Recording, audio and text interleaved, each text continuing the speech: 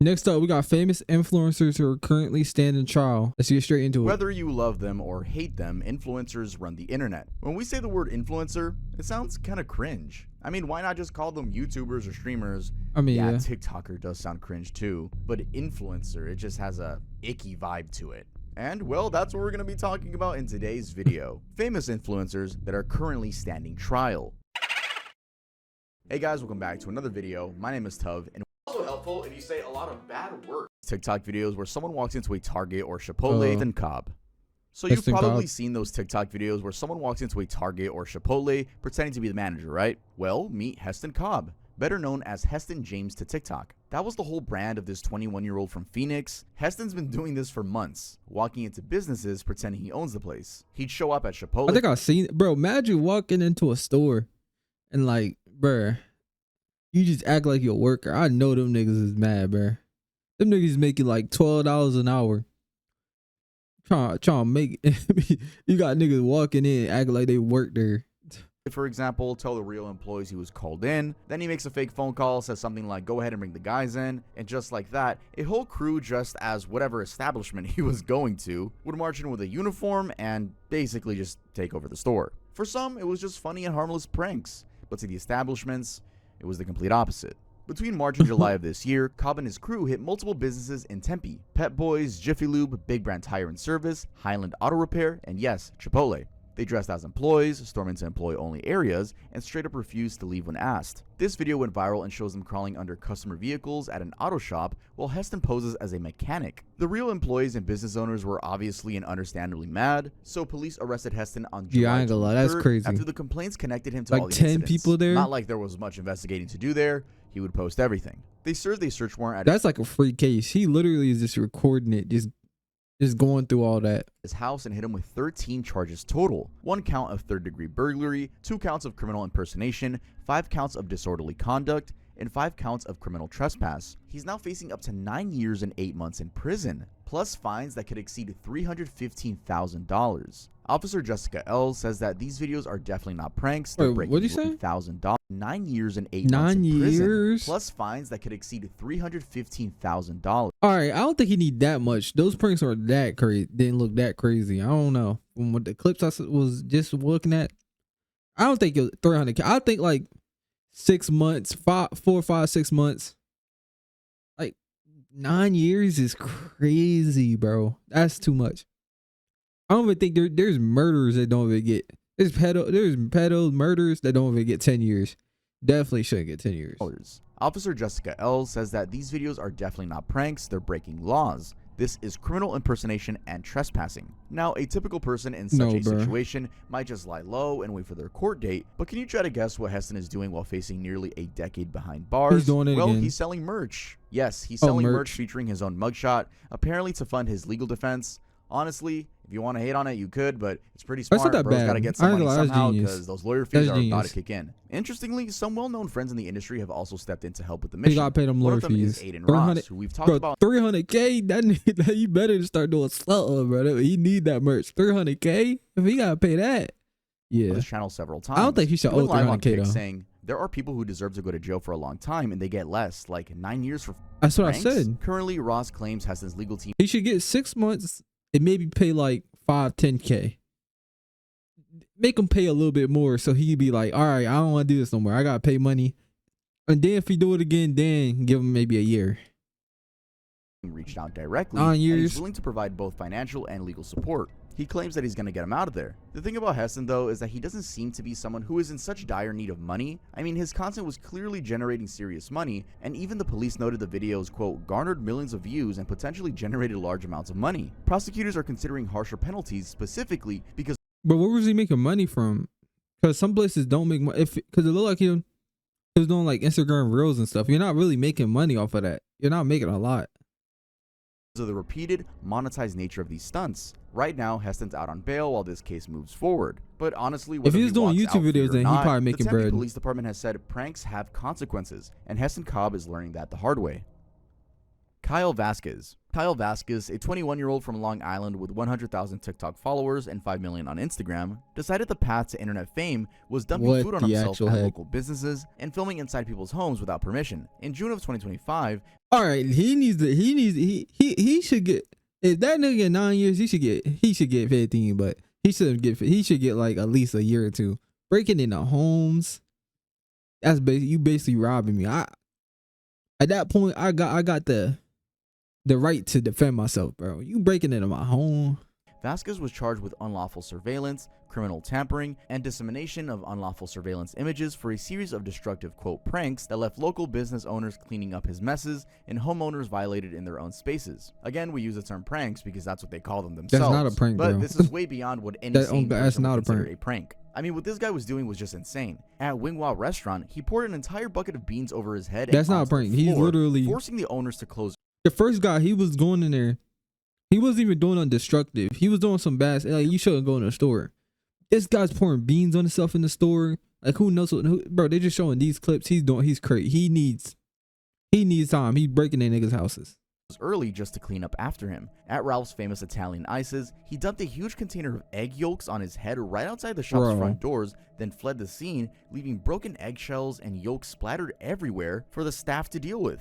But these stunts were just the calmer ones. He definitely Police say Vasquez was also targeting homeowners, telling them he needed to use their bathrooms, then leaving messes behind while secretly recording inside their homes. The unlawful surveillance charges suggest he was filming people without their consent and potentially sharing that footage on his social platforms. He, of course, pleaded not guilty to all charges, but if convicted, he's looking at fines of up to 4 years in prison, plus he was hit with 5 separate stay-away orders. So how does he only get 4, but the other guy get 9?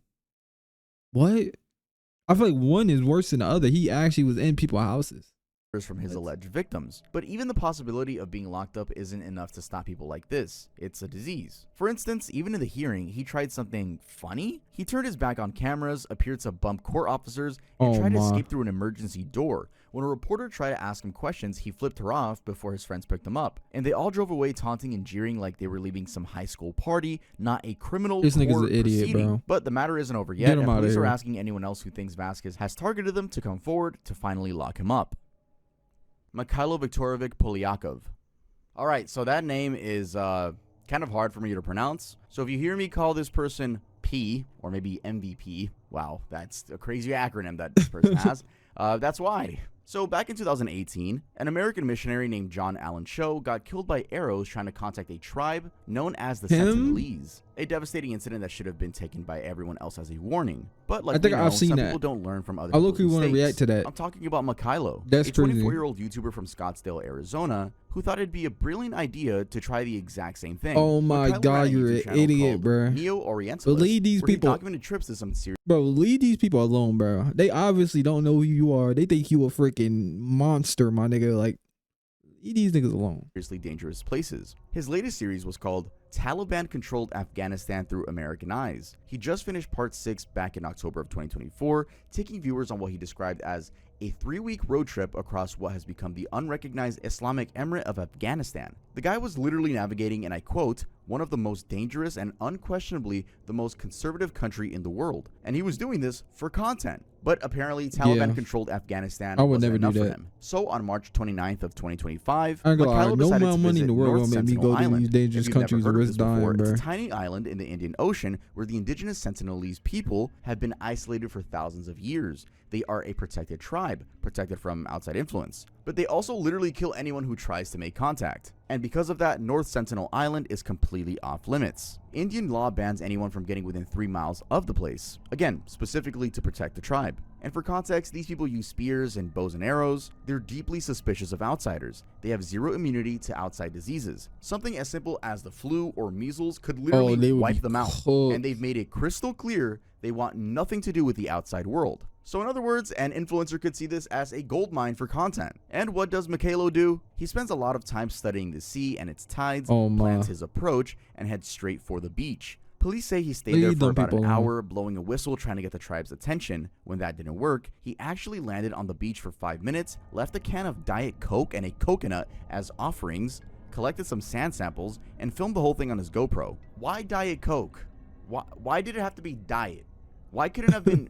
Like, why? Please get Authorities them niggas revealed some he sugar, tried to bro. visit the island twice before, including using an inflatable kayak back in October. Hotel staff had to stop him that time. When he got back from his latest attempt, local fishermen spotted him and reported it to authorities. Michaela was arrested on March 31st and hit with charges that could land him 5 years in prison plus hefty fines. When police questioned him after his arrest, Michaela reportedly told them he was just a thrill seeker. But Jonathan Mazauer from Survival International says there's something bigger happening here. Social media influencers are becoming a new threat to uncontacted tribes, as if there's some type of attraction for just farming views. As of now, Michaela is still in custody in Port Blair, the capital of India's Andaman and Nicobar You gotta Islands. leave them alone, His next bro. court appearance was scheduled for April 29th. A U.S. consulate official visited him in jail, but the embassy hasn't provided any updates on this case.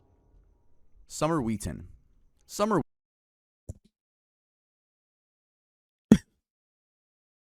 Wheaton, a 33-year-old Los Angeles wellness advocate Dang, who that built car up is over crushed. 100,000 followers on Instagram preaching about living your best life, had her carefully curated world come crashing down on July 4th of 2024. Wheaton was arrested in February of 2025 for vehicular manslaughter after allegedly killing 44-year-old rideshare driver Martin Okiki in a drunk driving crash. The whole thing started at one of those exclusive Malibu parties, the red, white, and bootsy bash at Nobu, where Mike Tyson and Blake Griffin were mingling while Jamie Foxx, Tyga, and Wiz Khalifa provided entertainment. Here's what happened. Around 10:30 p.m. that night, police say Wheaton's white Mercedes was speeding at 81 in a 45 miles per hour zone when it crossed the center median of Pacific Coast Highway and slammed head-on into Okiki's Cadillac. The impact was devastating. This is how the Mercedes ended up, completely mangled from the front-end collision. Okiki was pronounced dead at the scene, while Wheaton and a passenger of Okiki's car were sent to the hospital with injuries. That man was a husband and a father working as a rideshare driver, you know, just trying to make ends meet.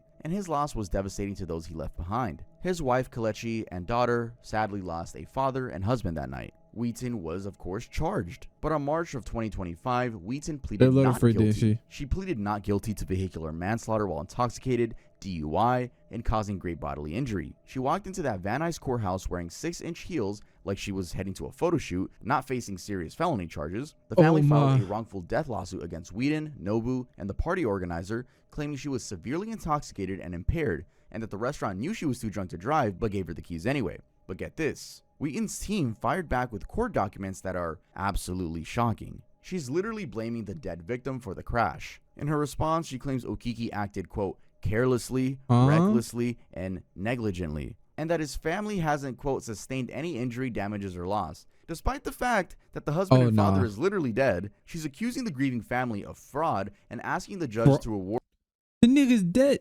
Her money for Don't tell me that works. Don't tell me that that's gonna work. How would they fraud when when he's dead?